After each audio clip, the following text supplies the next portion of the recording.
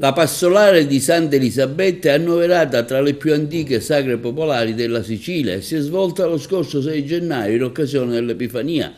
Con una spettacolare performance itinerante mette in luce i vari aspetti della vita e del lavoro pastorale. Rappresenta una sorta di transumanza simbolica attraverso il paese con il trasferimento figurativo della masseria e delle greggi da un luogo all'altro. Il protagonista è la figura di Nardo, un personaggio che simboleggia l'ingenuità e si caratterizza per un comportamento disordinato e trasgressivo. La rappresentazione si è accompagnata alla festa della ricotta, alla degustazione di specialità locali, è cominciata sin dalle prime ore del mattino dell'Epifania. 3 uomini a cavallo hanno percorso le strade del paese esplorando il territorio e trovare il luogo più adatto per la transumanza.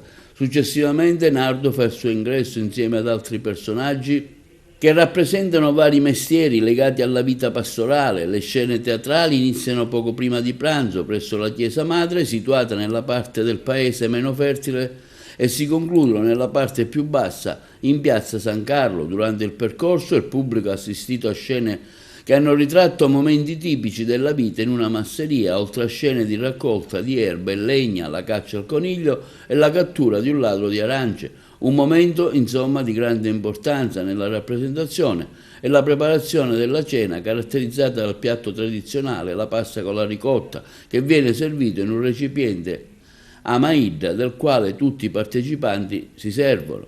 Verso la conclusione la cerimonia ha acquistato un significato religioso in relazione proprio alla festa dell'Epifania. Una stella guida un angelo tra i cavalieri, simboleggianti i 3 re magi che si arrestano davanti alla grotta della Sacra Famiglia.